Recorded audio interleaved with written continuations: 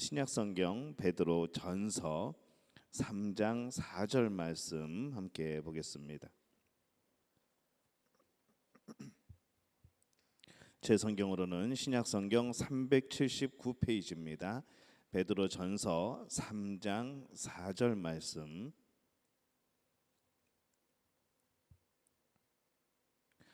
우리 한 목소리로 함께 봉독합니다. 오직 마음에 숨은 사람을 온유하고 안정한 심령에 썩지 아니할 것으로 하라. 이는 하나님 앞에 값진 것이니라. 아멘. 할렐루야. 하나님의 은혜가 오늘 금요 기도회에 함께하신 여러분에게 임하게 되실 줄을 믿습니다. 금요일 참 어려운 시간입니다. 어려운 시간이지만은 우리가 미리 준비하고 또 우리가 마음을 쏟고 그러한 가운데 여러분이 부르짖는 가운데에 하나님의 응답이 임하는 그런 복된 시간이 또 금요일이기도 하죠. 매번 우리의 삶 속에서 하나님의 역사하시는 순간 또 하나님이 복 주시는 순간들을 잊지 않는, 잃지 않는 여러분들이 되어주시기를 예수님의 이름으로 축원합니다. 소설 속에 나오는 이 탐정들을 보면은 그 탐정이 범인을 찾기 위해서 참 사람을 다양하게 살핍니다. 신발 자국도 살펴보고 뭘 신었는지도 살펴보고 혹시 신발에 무슨 어떤 흙이 묻었는지도 살펴보고 또 머리카락, 단추, 어떤 특정한 습관, 어떤 표정, 또 오른손인가 왼손잡이인가 그런 것도 살펴보고 무의식적인 자기도 모르게 하는 그런 무의식적인 그런 움직임도 살펴보곤 합니다. 그리고 그러한 단서들을 모아서 범인을 특정하고 밝혀내는 바로 그러한 내용이 바로 이 소설 속에 나오는 탐정들의 모습이죠. 이 사람의 내면은 그 마음은 참 다양한 방식으로 외부에 표현이 됩니다. 그것이 때로는 의식적으로 표현할 수도 있지만은 나도 모르게 내 마음속에 있는 것이 무의식적으로 그렇게 표현될 수도 있습니다. 그래서 이 한 사람의 외모 또 그 사람의 환경 그것은 그 사람의 생각과 가치관이 확장된 모습이 되어지는 것이죠. 어떤 옷차림을 하는가, 어떤 언어 습관을 가지고 있는가, 어떤 친구들을 사귀는가, 어떤 곳에 자주 가는가, 그것은 그 사람에 대해서 많은 것을 말해 줍니다. 우리 마음에 이 숨은 사람이라는 표현을 씁니다. 근데 이 우리 마음에 숨은 사람은 정말로 다양한 모습으로 우리의 밖으로 표출이 되는 겁니다. 오늘 말씀이 바로 그 말씀이죠. 베드로전서 3장 4절 말씀을 다시 보면은 오직 마음에 숨은 사람을 온유하고 안정한 심령에 썩지 아니할 것으로 하라. 이는 하나님 앞에 값진 것이니라. 이렇게 말씀을 합니다. 우리 안에 숨은 사람, 우리 마음에 숨은 사람, 과연 여러분의 그 사람의 모습은 과연 어떤 모습일까요? 여러분이 생각하는 것만큼 그런 아름답고 그런 모습일까요?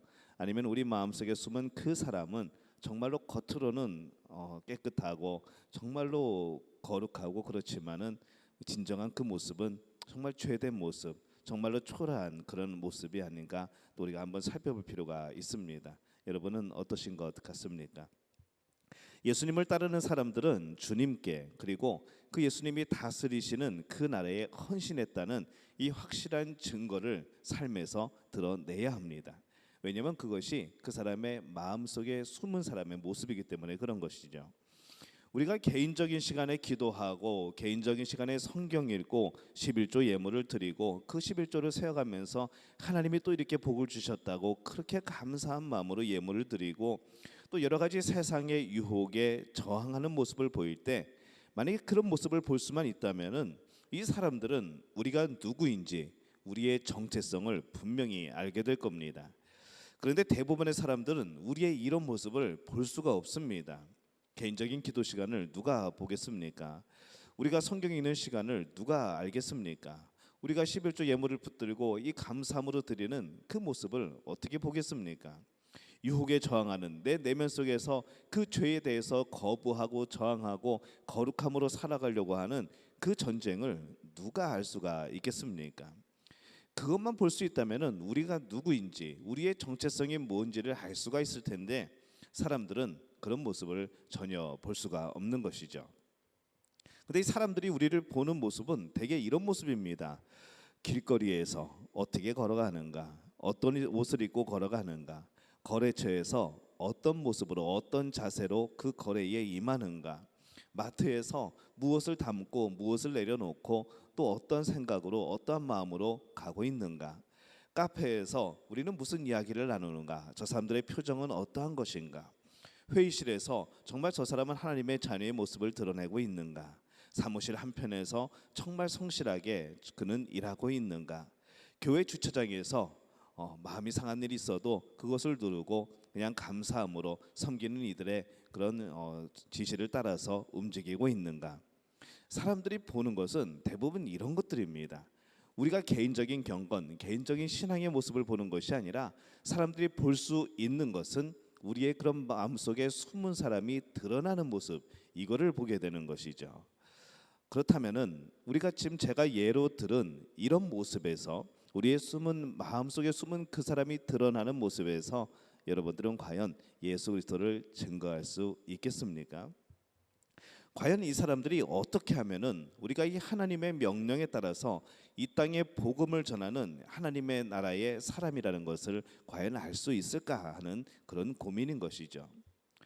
그것은 이렇습니다. 우리의 기뻐하는 모습에서, 우리의 미소 속에서, 불행한 일을 당한 사람들을 위로하는 그런 모습에서, 우리의 친절한 행동에서, 또 호의를 베푸는 그런 모습에서, 선행에서, 또 사회봉사 속에서, 선한 눈물에서, 또 관대함 속에서 이 사람들은 우리의 이 하나님 나라의 자녀됨을 볼 수가 있는 것이죠. 개인의 신앙을 삶으로 표현하는 데에서 그들은 우리가 누구인지를 그때서야 확인할 수 있다는 겁니다. 저는 두 가지 당황스러운 경우를 만납니다. 한 가지는 처음 만나는 분이 저를 보면서 혹시 목사님이신가요? 라고 물어볼 때입니다. 참 당황스럽습니다. 제가 비밀 요원이 아니기 때문에 굳이 신분을 숨기고 그렇게 살아가는 사람은 아니지만은 이 신분이 탄로나서가 아니라 혹시라도 이 사람이 나를 계속 바라보면서 나의 혹시라도 잘못된 행동이 있지 않았을까, 저 사람은 나에게 물어보기 전부터 저 사람은 목사일 거야 라고 생각하고 있는데 그 사이에 혹시 내가 목사답지 못한 모습을 보이진 않았을까 라는 것이죠. 그래서 참 혹시 목사님이세요? 라는 질문을 들을 때 저는 굉장히 당황스럽습니다. 근데 또 한 가지 당황스러운 상황은 어떤 상황인가 하면은 한참 이야기를 나누다가 목사님이세요? 라고 하는 그런 질문을 받을 때입니다. 목사답게 안 보였나라는 당황함이죠. 참 당황스럽습니다. 내가 목사다운 모습을 보여주지 못했을까? 내가 크리스찬다운, 내가 기독교인다운 모습을 보여주지 못했을까 하는 그 생각과 더불어서 그래도 목사님이세요? 라는 질문은 듣지 않았어도 교회 다니세요? 라는 그런 질문 정도는 내가 들을 만한 그런 모습이어야 되는데 내가 그런 것을 보여주지 못하는 사람은 아닌가라는 그런 생각 때문에 당황하게 됩니다.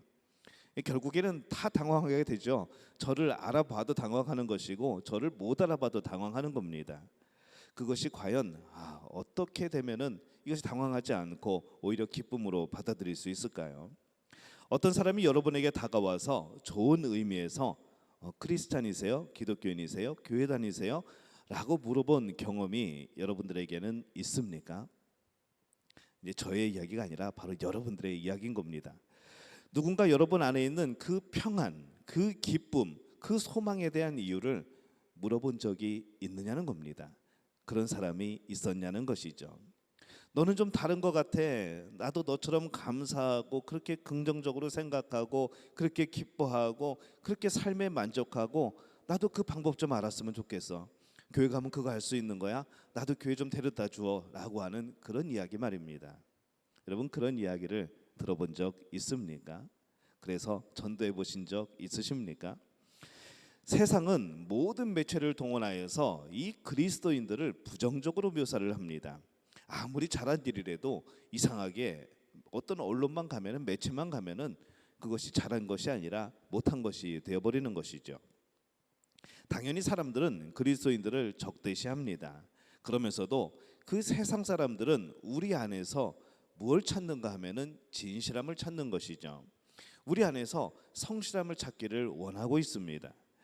이 세상 사람들은 사랑, 기쁨, 인내, 평화, 친절, 성실, 희망, 정직, 긍휼에 대해서 굉장히 굶주려 있습니다. 왜냐면 점점 그런 것들이 사라지거든요.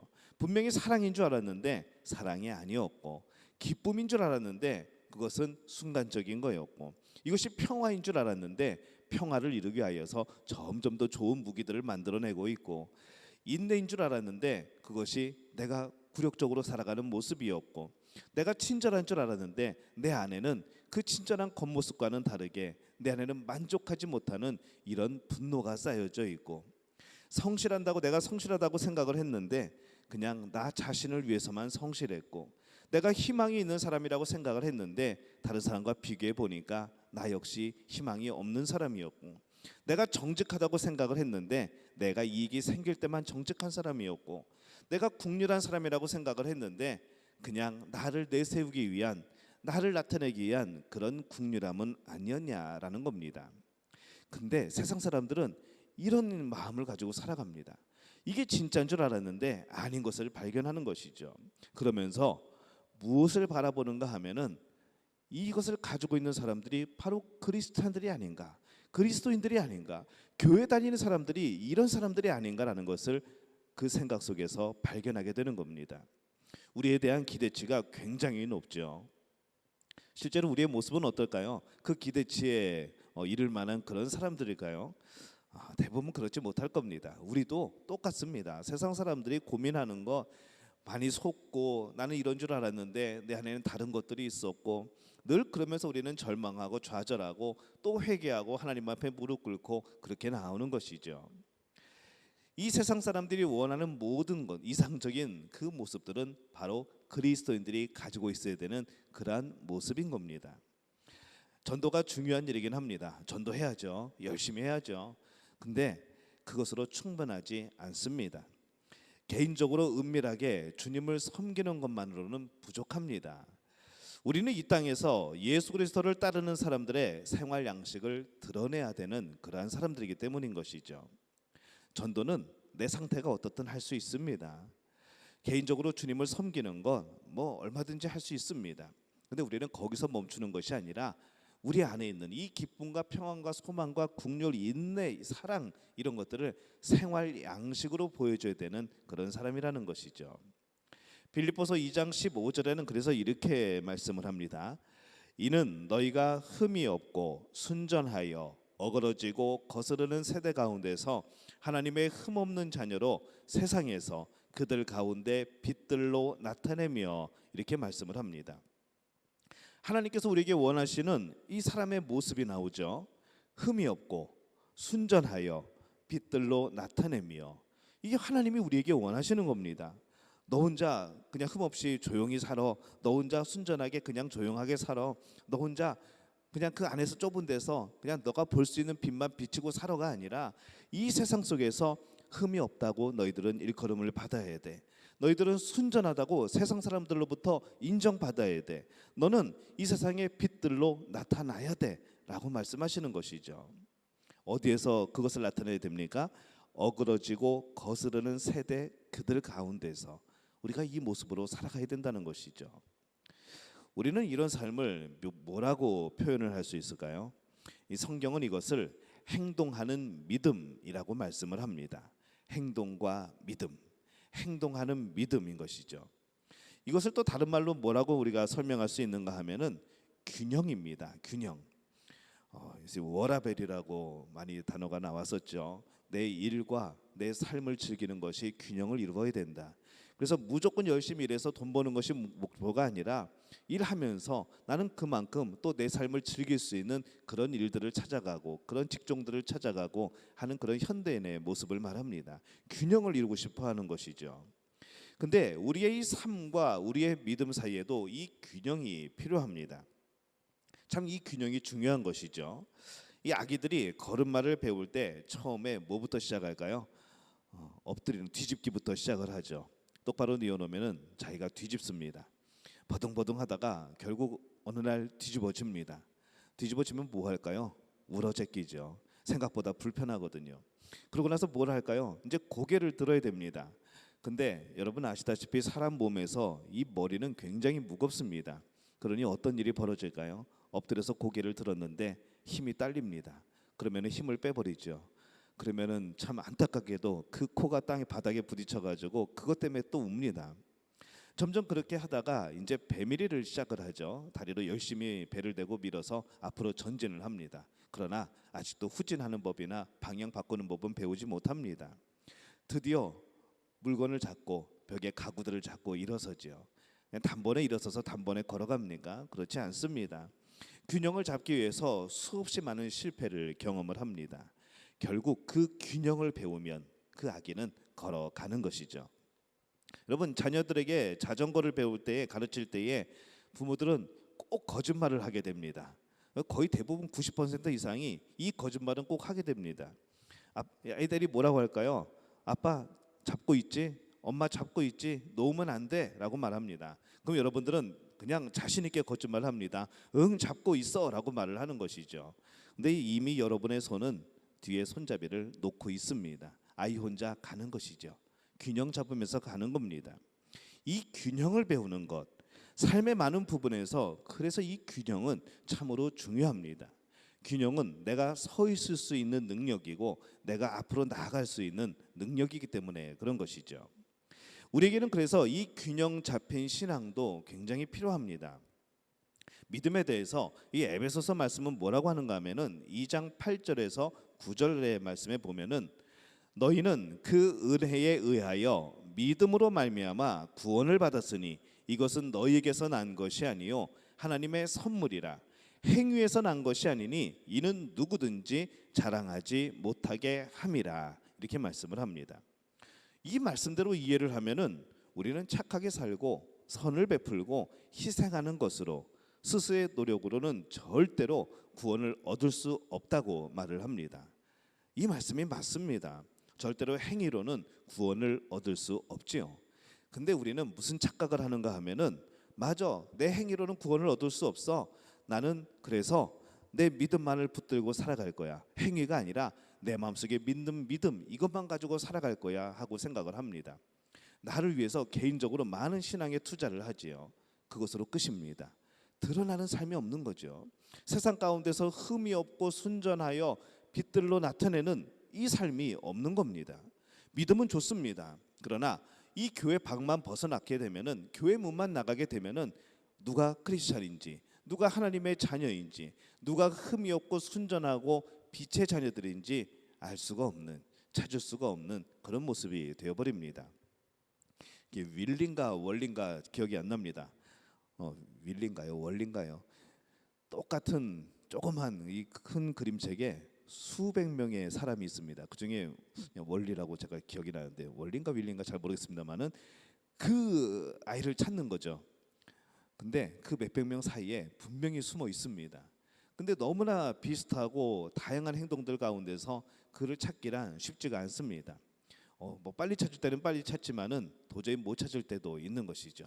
어느 한 구석에, 어느 귀퉁이에, 나무 뒤에, 수영 물 속에서 머리만 내밀고 있는 그를 발견하게 되는 겁니다. 옛날에 그 아이패드를 사가지고 처음에 이제 어플을 깔았는데 그때 깐 얼굴이 예수를 찾아라라는 외국에서 만든 어플이었습니다. 이 성경의 말씀에 그 배경을 가지고 거기서 예수님도 찾고 마리아도 찾고 사자도 찾고 비둘기도 찾고 다윗도 찾고 모세도 찾고 이제 그런 이제 게임이었는데 이게 사람이 워낙 많다 보니까 찾기가 쉽지가 않습니다. 근데 큰 것을 보면서 마치 우리의 모습이 그렇다는 것이죠. 분명히 이 안에서는 예배드릴 때만큼은 우리는 하나님의 자녀였고 빛이 났고 흠이 없는 사람이었고 순전한 사람이었는데 이 교회 문을 벗어나서 보니까 도저히 찾을 수가 없다는 겁니다. 이것이 바로 행동을 무시하는, 우리의 삶의 양식으로 그 믿음이 드러나야 되는 이 균형을 이루지 못하기 때문에 그런 것이죠. 오히려 교회 안에서는 존경받는데 저 세상 밖에서는 더 욕먹는 사람들도 있습니다. 이 전도가 쉽지 않은 것이죠.